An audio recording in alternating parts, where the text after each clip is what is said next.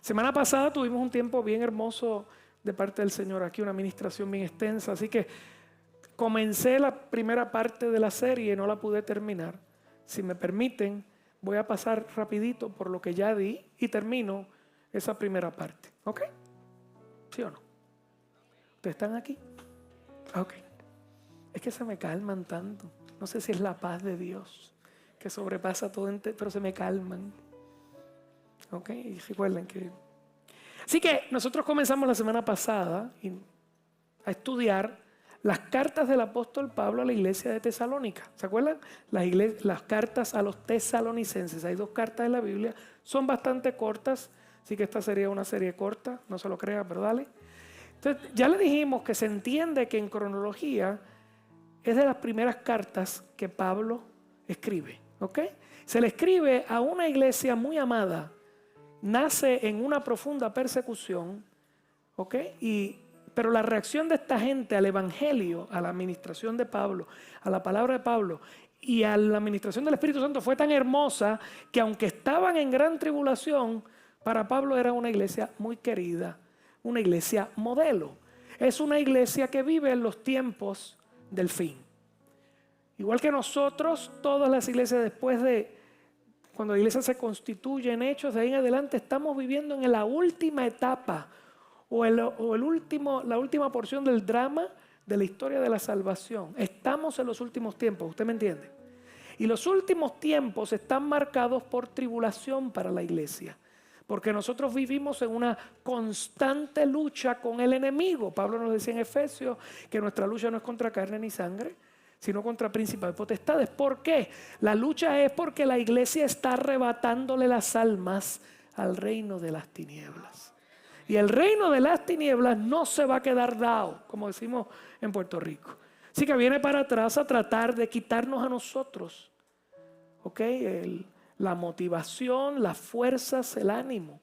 Es bien importante que marque estas 2 cartas de lo que le estoy diciendo. Esta iglesia es como nosotros. Y lo bello de ello es que Pablo, en medio de la tribulación que tuvieron, que él tuvo inclusive que huir del lugar para que no lo mataran, le escribe estas 2 cartas para darle fuerzas y ánimo, para darles esperanza en el futuro a una gente que está sufriendo en el presente, pero están gozosos, súper gozosos, haciendo lo que tienen que hacer. Por lo tanto, la iglesia de los tesalonicenses se convierte en un modelo de iglesia para nosotros. Y lo primero que vamos a ver hoy, que comenzamos la semana pasada, es cómo Pablo ve a ese modelo de iglesia. Cómo llega una congregación y la veo, y si veo estas cosas en ella, esto es una iglesia de Dios hermosa. De hecho, los llama a los elegidos. Yo estoy seguro de su elección, lo vamos a leer hoy, porque ustedes son así, así, así, así. ¿Okay? La semana que viene, no se lo pierda, entonces Pablo habla acerca de cómo él le ministró a la iglesia y con eso nos da un modelo de cómo deben ser los líderes de la congregación. Empezando por el pastor o los ancianos. Yo quiero que usted aprenda eso porque es necesario que usted pase juicio del lugar donde usted va y donde usted recibe palabra. Y no es solamente lo que se dice, sino lo que es la persona. ¿Me entendió? La semana que viene eso va a ser bien bueno. Vamos a hablar acerca del carácter del siervo de Dios que dirige la iglesia. Y yo quiero que todos aprendamos acerca de eso. Bien, así que lo que hice la semana pasada fue comenzar la carta. Bien, y vamos a ver que esta iglesia que él habla como modelo hace 3 cosas hermosas. Está en un texto que logramos llegar la semana pasada. Una iglesia que hace su labor de amor, dígalo conmigo, haciendo la labor de amor, sufriendo en paciencia y esperando el regreso del Señor. De hecho, esperando con gozo. Dígalo, esperando con gozo. O sea, tribulación y gozo, eso no va. No, esta vida de nosotros es loca, pero es hermosa. Bien, eso es lo que él vio en esa gente, que tan pronto los plantó, los discipuló y tuvo que salir corriendo. Y cuando al tiempo puede enviar, capítulo 3 va a ver que él nos da un recuento de esa historia, tiene que enviar a Timoteo de vuelta. Vete allá y busca cómo está esta gente, que estoy asustado, que no sé cómo están. Y cuando Timoteo regresa le habla todo esto. Y entonces él escribe esta carta, estoy súper contento. Por eso fue que leímos Pablo, Silvano, el versículo 1 dice Pablo, Silvano y Timoteo. Era un team de 3. Sí, 3 están ahí. Pablo, Silvano y Timoteo, a la iglesia de los tesalonicenses en Dios Padre y en el Señor Jesucristo. Gracia y paz sean a vosotros de Dios nuestro Padre y del Señor Jesucristo. Yo le expliqué, no lo voy a leer ahora, y si usted quiere ver la historia de qué pasó ahí, vaya a Hechos 17, del 1 al 10 más o menos. Y Pablo había entrado, ¿ustedes se acuerdan un momento que Pablo está en sus viajes misioneros y quiere ir a un lugar y él dice que no pudo, el Espíritu se lo impidió? Y luego dice, pues vamos para acá. Y dice que el Espíritu se lo impidió. Y que una noche en un sueño aparece un hombre vestido y le dice, pasa por Macedonia y ayúdanos. Entonces Macedonia es este sitio, es una región gigantesca al norte de lo que hoy es Grecia. Bien. Y era una provincia romana muy, muy famosa, muy buena. Así que Pablo se tira por ahí. Y el primer lugar que va es a Filipo. Y en Filipo le dieron hasta dentro del pelo a Pablo. ¿Ok?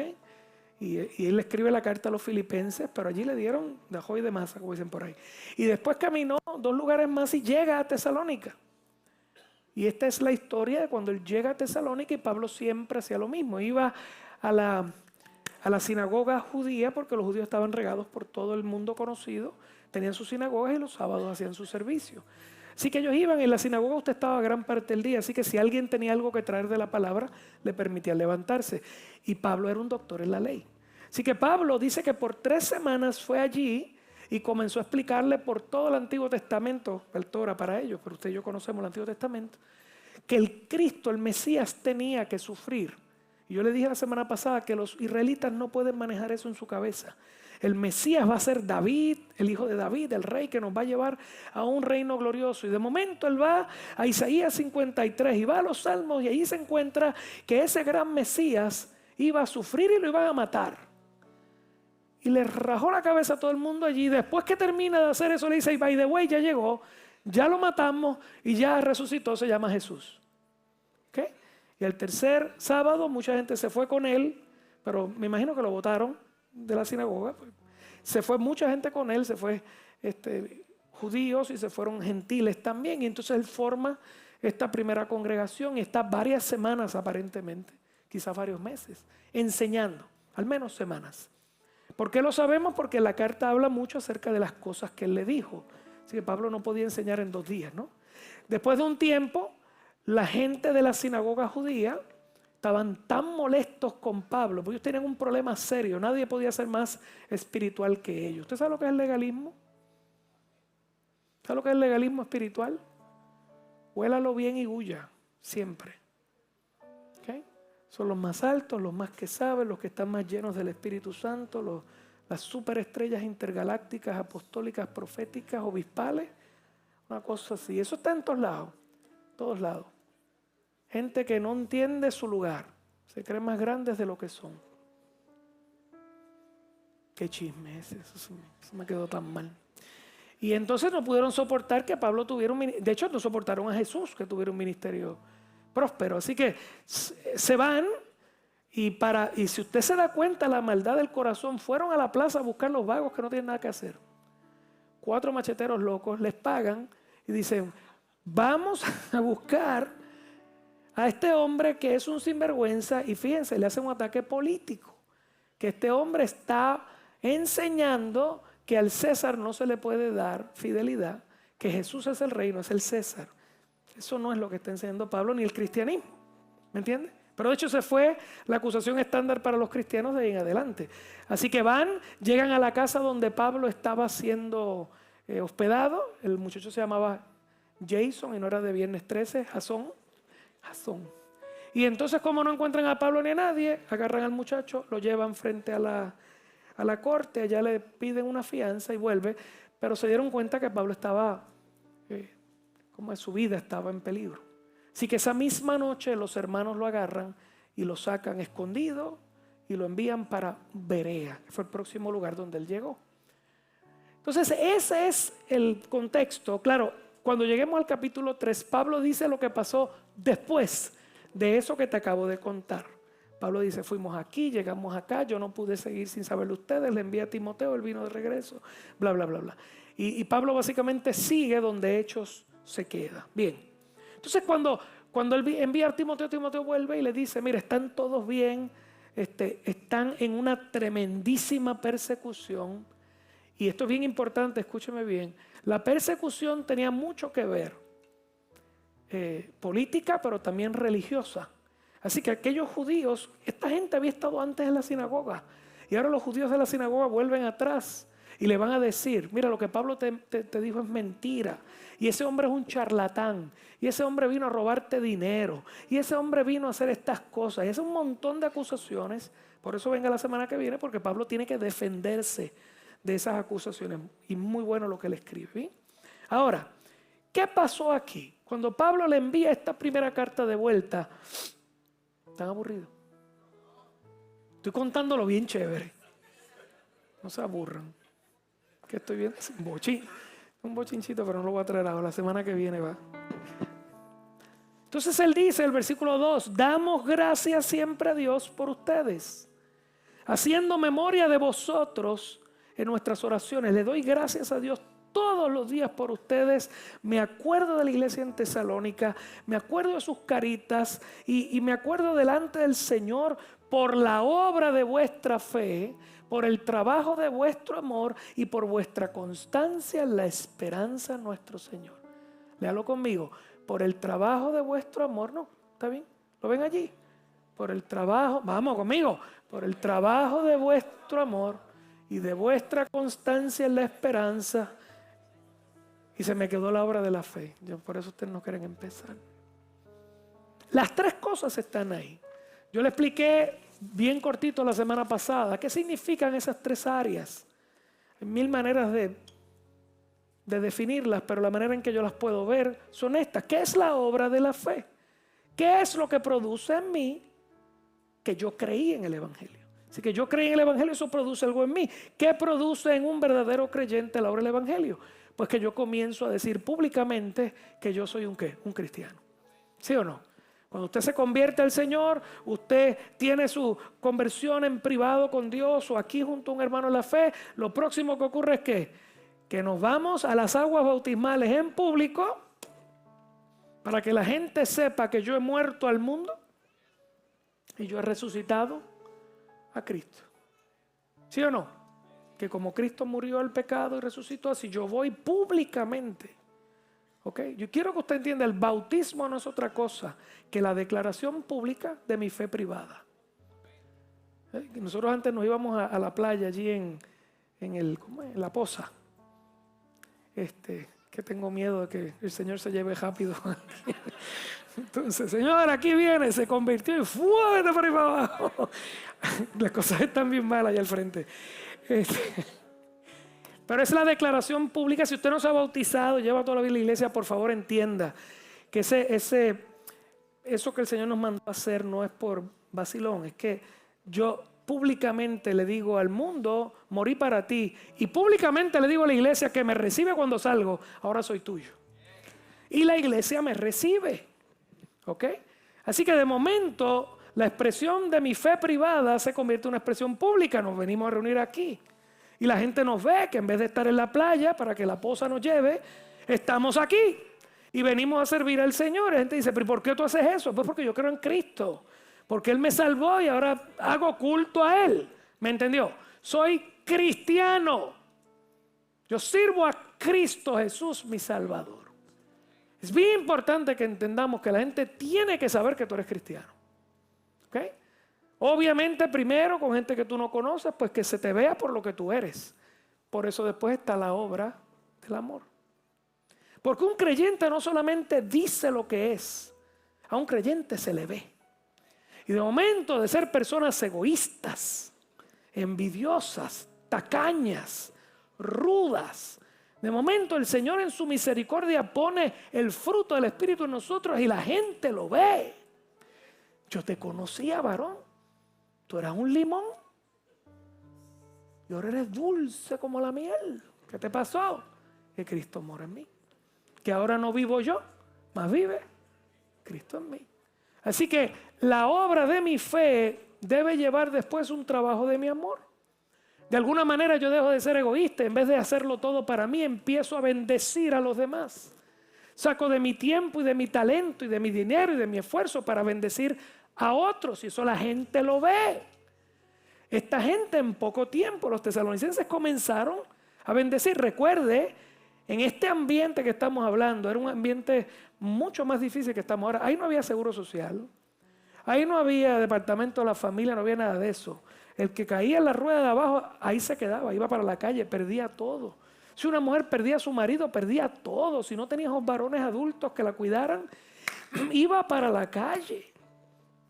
¿Okay? Los esclavos eran esclavos de verdad, vivían en la casa. El jefe de la casa era dueño de ellos, dueño en su trabajo y en su sexualidad. Eso es bien importante que lo entienda. O sea, un dueño de hogar podía violar a mujeres y hombres si quería allí, los que fueran. Era una cosa bien seria, bien triste. Nadie cuidaba a nadie. Cuando usted ve el revolú que pasó en Jerusalén, que las viudas querían, ¿se acuerdan? Que hubo hambre y entonces la iglesia hizo unas mesas y empezó a repartir. Esa seguridad social, eso no existía. Es la primera vez que alguien agarraba a una persona que no valía nada para la sociedad y lo alimentaba y lo cuidaba. ¿Ok? Y todas esas instituciones que usted ve hoy hermosas, cuidando a la gente, cuidando a los niños, toda esta guerra que tenemos en contra del aborto, es la iglesia. Porque la iglesia es la que le da el valor de vida que Dios le da a la vida. Estamos hechos imagen y semejanza de Dios. ¿Ok? La idea en este tiempo romano de que si tú querías tener varón y te salió una nena, la sacabas a la calle para que los perros se la comieran. Porque era un aborto igual.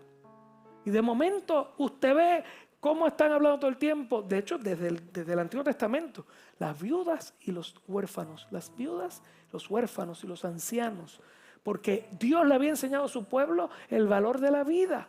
Así que de momento esta gente se convierte a Cristo y de momento se están cuidando los unos a los otros. ¿Qué pasó aquí? De momento las viudas tienen comida. Los huérfanos son recogidos. Los ancianos se les respeta.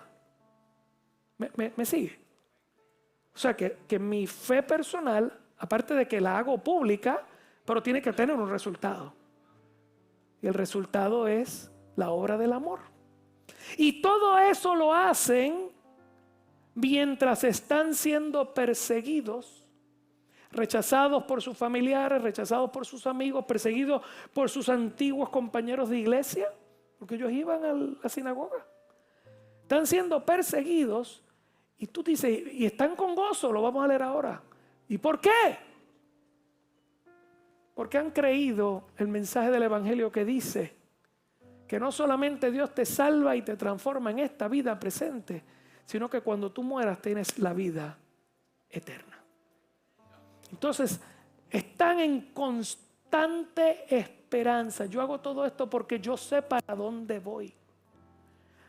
Yo puedo perder mi lugar en esta tierra, puedo vaciar mis bolsillos en esta tierra, puedo sacar de mi tiempo para otro, puedo gastarme hasta morir por el evangelio, por Cristo, porque yo sé para dónde voy. Entonces Pablo tiene que decirles, los amo, le doy gracias a Dios porque plantea una iglesia que ha mostrado la obra de la fe en ellos, que muestra el trabajo de amor y que siguen ahí sin parar constantes, creyendo en la esperanza que nos regalaron. La esperanza es Cristo, tu vida eterna. Amén. Entonces de eso está hablando Pablo ahí. Dice, ustedes son un ejemplo. Esta es la iglesia modelo. Un cristianismo vivido en público, un trabajo incesante por el bien de los demás y un gozo que sobrepasa el temor de las tristezas, de las enfermedades y aún de la muerte, porque yo sé para dónde voy. Por eso soy constante en la tribulación actual. Y la pregunta que nos tenemos que hacer, porque si esto es una iglesia modelo, yo quiero que seamos así. ¿Cómo vivo yo? ¿Qué puede decir la gente que me conoce de mi fe? Si yo voy a tus vecinos ahora y les pregunto por ti, a tus compañeros de trabajo, ¿es mi fe pública? O yo soy ¿ustedes saben los aviones estos stealth, que van, los aviones de los militares, que los radares no los consiguen, siempre están debajo del radar? O usted es un cristiano debajo del radar, un espía para Cristo, nadie sabe que usted es cristiano. entiéndame, yo necesito que usted vaya con una pandereta al trabajo cantando corito. Eso no es. Sé que hay unos loquitos aquí que lo harían, pero no lo hagan, lo botan. ¿Ok? Pero la gente tiene que saber que hay algo en ti, hay un brillo en ti, hay una presencia de Dios en ti. Si no, esto no es real. Tiene que haber algo que la gente diga, ¿verdad que usted es cristiano? ¿O verdad que usted es de Dios? Bueno, gente, o yo quiero hablar con usted porque yo sé que usted se ve serio, usted se ve como una persona, usted es cristiano, ¿verdad? Pues déjeme contarle algo. Que la gente vea en ti una luz que camina en medio de las tinieblas. Dale un aplauso al Señor, por favor. Te voy a hacer una pregunta. No solamente que la gente sepa que tú eres cristiano porque pones un sticker en el carro que dice Jesús te amo, y si este carro deja de correr, ¿cómo es? Si este carro se queda sin un chofer, es que me fui con Cristo, está chévere, no se porte mal en el carro. Por eso yo no le pongo sticker, porque cuando cojo 80 Cristo ya no está allí y alguien me puede ver, así que mi cajo no es mi cristianismo. Diga su fe, diga que va el domingo a la iglesia, ande con la Biblia, que todo lo que usted quiera hacer, no hay problema. Ponga cositas en la oficina, en el cubículo suyo, ponga un texto bíblico, regale, tenga un set de estos textos que usted regala a la gente cuando llegue. Haga algo, no hay problema que la gente lo sepa. Pero la próxima pregunta que te hago es si tu cristianismo redunda en una mejor calidad de vida para los que te rodean. Si tu esposa está feliz porque tú eres creyente, o si está pidiendo a Dios para que te lleve Expressway, si tu esposo está feliz de que tú existes, eres cristiana, si tus hijos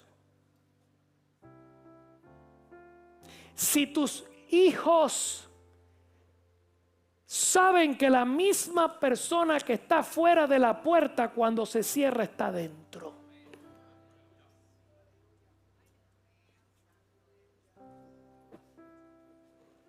¿Sabes cuántos muchachos y muchachas a veces uno habla y dice, es que papi o mami es una belleza con la gente afuera, pero cuando entramos en casa lo que es un infierno? La gente que está alrededor tuyo tiene que saber si tú eres cristiano. Cómo tú te portas con tu esposa, cómo eres rudo, eres ruda, tiras ollas. Cuando tienen un conflicto, ¿cómo lo resuelven? Se separan un rato, oran al Señor. Te tiene que entender, nuestra lucha no es contra sangre ni carne. No le digas diablo a tu esposo. Es que el enemigo quiere destruir la paz de tu casa. ¿Sí o no? Pero cuando somos poco sabios, nos tiramos de pecho a rompernos la cara. Y se destruye el hogar, se destruye la familia, nos herimos, nos maltratamos con lo que decimos. O con la manera que nos tratamos, o la manera que las cosas que no hacemos que debimos hacer. Así que los primeros que le preguntaría yo, no lo voy a hacer. Cuando se cierra la puerta, tu esposa, tu mamá, tu hijo, tú vives mejor ahora que él dice que es cristiano. Tú tienes más paz, descansas mejor. No es que no haya problema, recuerde que la iglesia vive en tribulación, siempre. ¿Está conmigo? Siempre va a haber tribulación. Como yo decía el viernes aquí, se me quitó la enfermedad y me quedé pelado. Y luego que me quedé pelado, me quedé sin trabajo. Y luego que recibo trabajo, se dañó el carro. O sea, siempre hay algo. Si no soy yo, son mis hijos, son mis nietos. Algo hay que orar. Siempre hay una preocupación, siempre hay una ansiedad. Tranquilo, esa es la vida. Por eso dice, y tú sigues constante esperando en el Señor en medio de todas esas ansiedades. Eso va a estar ahí. Así que tu casa va a tener problemas. Tu casa no es perfecta, ni te lo creas, ni lo publiques, por favor. No lo es. No lo es. Tu matrimonio no es perfecto. Tus viajes no son los mejores. No lo publiques. Por favor, iglesia, apague el Instagram por un tiempo y no haga cosas en TikTok. Sea realista. Pero la gente que está allí contigo, antes de hablar de los que están fuera, están mejor porque tú estás allí. ¿Quieren que tú llegues en la tarde? Están locos porque entre y se escuche el carro y entres ahí. Llegó papá, llegó mamá, llegó mi hijo. Lo que me hace sentir bien porque el fruto de Dios está aquí. Y entonces traspasa esto a tu trabajo. que es donde tú pasas 8 horas al día. La gente que está alrededor tuyo, si le pregunto, ¿qué van a decir de ti? El demonio ese,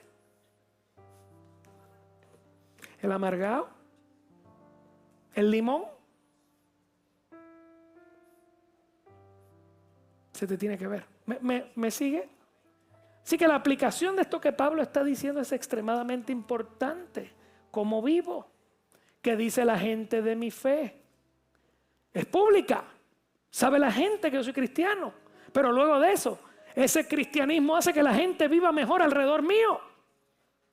Y se lo he dicho y se lo repito, cuando usted es un buen cristiano en público, la gente quiere estar con usted.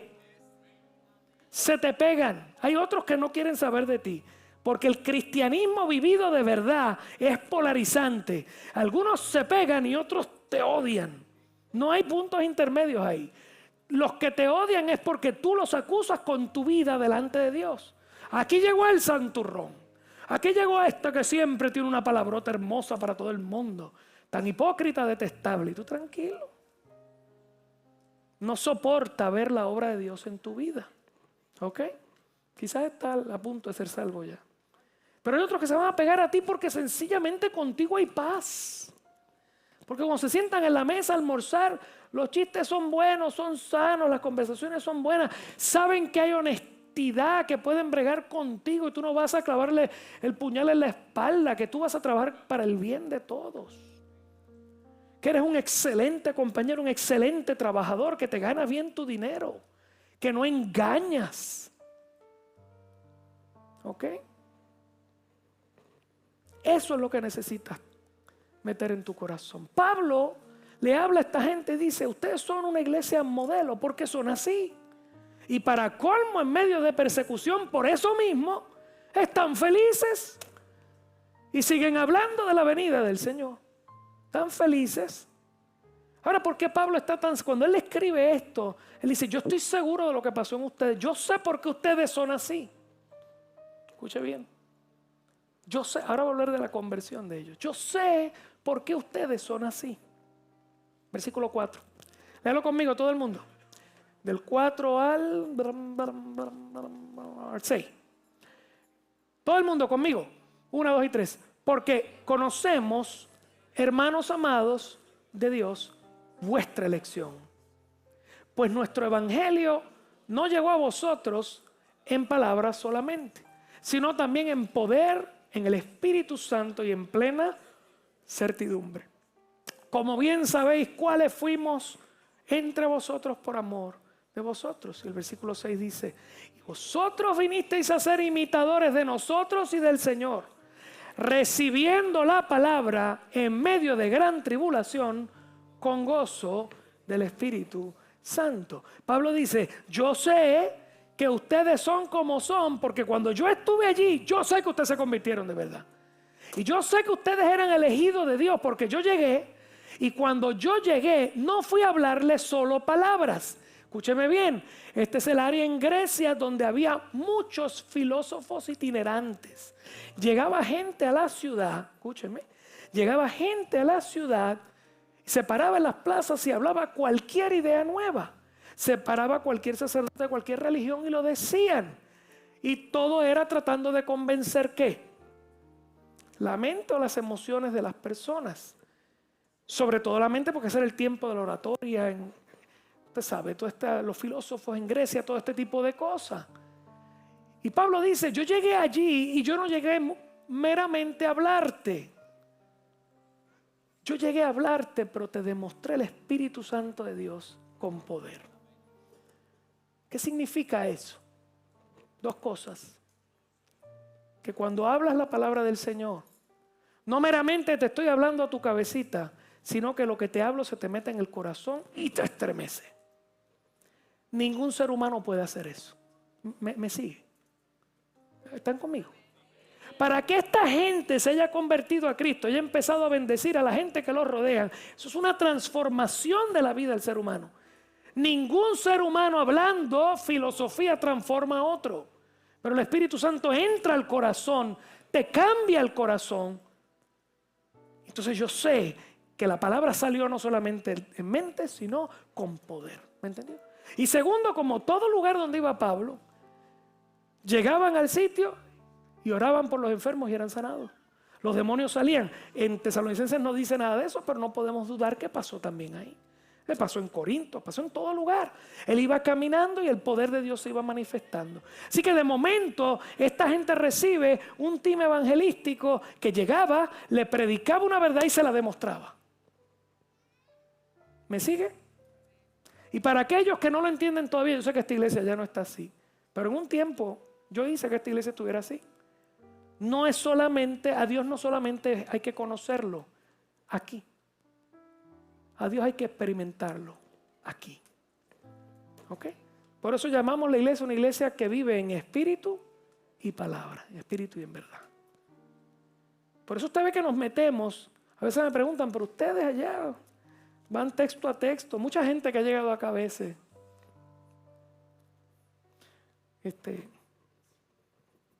Llega una y me dice, usted es un buen maestro. Usted no predica, pero usted enseña.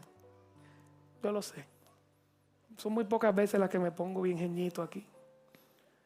Estoy enseñando, pero ¿sabes qué? Que tú necesitas escuchar la palabra de Dios y entenderla.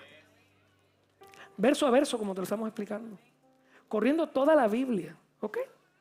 Mi trabajo no es emocionarte. Mi trabajo es meterte el Dios que tú tienes que conocer. Mientras el Espíritu Santo agarra esa palabra y la pone aquí adentro. ¿Me entendiste?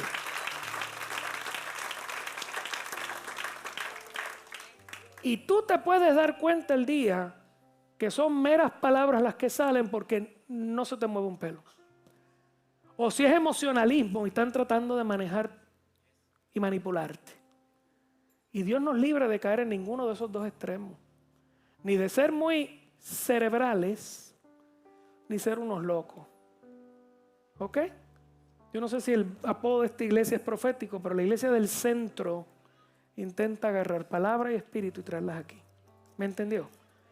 Y esa es la belleza que Pablo está diciéndole a esta gente. Ustedes me escucharon, ustedes vieron al Espíritu Santo, ustedes escucharon mis palabras y aunque fueron sumamente atribulados, dice esta locura que recibieron la palabra con gozo. Pero qué loco se pone gozoso con una tribulación. O sea, no sé si usted me entiende. Esta gente se convirtió de verdad. Porque tan pronto se convierten, no pasan una semana y los persiguen. Y se mantuvieron firmes. Así que lo que les llegó aquí y les llegó aquí, se quedó ahí. Eso es lo que Pablo quería saber cuando envía a Timoteo. Vete y chequea cómo están. Porque a esta gente le cayeron arriba bien duro. Y si la fe de ellos no era fuerte, se caen. Y cuando Timoteo vuelve y les dice, están mejor que antes. Entonces Pablo escribe, estoy seguro de su elección. Dios los había elegido porque no hay de otra. Ustedes recibieron la palabra con gozo y están firmes en el Señor. Y eso es lo que yo quiero de ustedes. Mi trabajo aquí es asegurarme que yo te doy toda la palabra que yo te pueda dar, pero hacerlo en el poder del Espíritu. Yo meterme con Dios mucho, allá en casa, en la semana, en la madrugada, en la noche, para que cuando yo venga aquí, tú recibas algo que te puedes llevar. Y se quede dando vueltas, rumiando. ¿Sabes cómo dicen las vacas que rumean? Que agaja la... sigue. Pues yo quiero que tú agarres la palabra y sigas toda la semana. No vomitándola, por favor. O sea, una cosa más linda que esa. Y vuelve y la tocas y la llevas aquí, la pones acá. ¿Y cómo la aplico a mi vida? ¿Cómo yo seré como esta gente? Y si algún día Dios me sacara de aquí y tuviera que irme lejos y vuelvo a los 2 o 3 años, espero llegar y decir, estoy seguro de vuestra elección. Están aquí, están gozosos, están sirviendo. ¿Me entendió? Denle un aplauso al Señor por eso.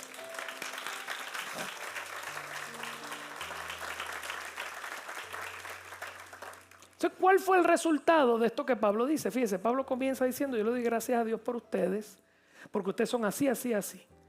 La prueba de vuestra fe, la labor de vuestro amor y la esperanza que tienen. Porque yo sé que es verdad, porque yo sé que su elección es cierta, porque ustedes yo recuerdo el avivamiento, ustedes recibieron esta palabra y se la llevaron al corazón con gozo a pesar de que los estaban persiguiendo. Y ahora Timoteo viene y me dice que esto está bien. ¿Cuál es el resultado de una iglesia modelo? Y yo le voy a decir esto y se lo voy a decir con confianza. Yo le pido a Dios esto para esta casa. Que lo haga para todas, no solamente esta. A mí no, o sea, aquí no hay competencia. Todos estamos trabajando para el reino. Pero yo quiero lo mío. Y yo quiero esto para esta casa. Escúchelo. ¿Cuál fue el resultado de la verdadera conversión y vida cristiana de los tesalonicenses? Versículo 7 en adelante. Del 7 al 10. Léalo conmigo. Vamos, con el 7. De tal manera que habéis sido ejemplo a todos los de Macedonia y Acaya, el norte y el sur de Grecia. Sigan. Porque partiendo de vosotros, saliendo de ustedes, ha sido divulgada la palabra del Señor. No solo en Macedonia y Acaya, sino que también en todo lugar vuestra fe en Dios ha extendido. De modo que nosotros no tenemos necesidad de hablar nada. Versículo 9. Porque ellos mismos cuentan de nosotros la manera en que nos recibisteis, cómo os convertisteis de los ídolos a Dios, para servir al Dios vivo y verdadero, y versículo 10, y esperar de los cielos a su Hijo, el cual resucitó de los muertos, a Jesús, el que nos libra de la ira venidera. ¿Qué Pablo está diciendo? En ningún sitio dice que de Tesalónica salieron misioneros. Ahora, Tesalónica, yo le dije que era una ciudad bien cosmopolita, era un puerto. Y era un punto central entre el este asiático y Roma. Salían de ahí y corrían para Italia. Así que era un punto donde la gente iba. ¿Qué pasó? Que esa iglesita nueva, pequeña, allí, la gente venía, veía y regaban la voz. Y Pablo dice que cuando salió de allí y llegó a Corinto, ya en Corinto sabían de que había una iglesia en Tesalónica que era una modelo. Pablo no fue a hablar de ellos. Su fama, su ejemplo se difundió. Pastor, porque usted dice que usted quiere esto para aquí. Porque sí. Porque si usted es una iglesia modelo, sirve de modelo para que otras lleguen también a ser iguales. Una iglesia llena de palabra del Señor, llena del Espíritu de Dios. Que vivamos nuestra fe, que vivamos en amor y que estemos en esperanza aún en la tribulación. Porque sabemos que el Señor regresa pronto. ¿Me entendió? No sé si usted comprende lo que le estoy diciendo. Pablo se tardaba mucho en llegar. Y de momento, donde quiera que él llegaba, estuviste en Tesalónica, me llegó el email. Te vi en Facebook, te vi en Twitter, qué sé yo. Ridículo que estoy. No había nada de eso, pero se había regado. ¿Cuánto quiero yo que esta casa, esta es mi corona cuando yo llegue al cielo? Pablo decía eso, Pedro también. Esto fue lo que me dieron a mí, esto que está aquí. Pero yo cuando llegue allá arriba quiero que me digan buen siervo y fiel. En lo poco fuiste fiel. Y ustedes no son pocos, son muchísimos. Cada alma que está aquí es infinitamente valiosa para Cristo. ¿Ok? Y si juntos podemos vivir en fe, mostrar el amor y esperar en Cristo, estamos bien. Que todo el que entre por esas puertas y escuche de esta casa, diga, Dios está con ellos. Son los elegidos del Señor y están en gran tribulación, en gran contienda, en grandes problemas, llenos de la gracia de Dios, esperando el regreso de Jesucristo. Dale un aplauso bien hermoso, bien lindo al Señor. Y ahí los dejo, gente. Esta es la meta de una congregación de Dios. Esta es la meta. No es que nos hagamos famosos porque nos hacemos influencers en Instagram. No es que seamos la iglesia más cool. ¿Ok? No es eso. Y estoy tratando de no criticar lo que veo por ahí, pero usted me entiende. ¿Bien? No queremos fama construida con material humano. Nosotros queremos que la fama de lo que el Evangelio de Dios ha provocado aquí se riegue. Lo repito, que la fama de lo que Dios provoque aquí se riegue. Y muchos tengan que venir a ver y tomar ejemplo para llevarlo y aplicarlo en otro lugar. Y el evangelio se extienda por todo este país. Se lo digo para nosotros y para muchas otras iglesias. No estoy hablando que somos los únicos, ni seremos los primeros. Pero lo que nos toca a nosotros, seamos una iglesia modelo para la gloria de Dios. Amén. Que Dios los bendiga grandemente.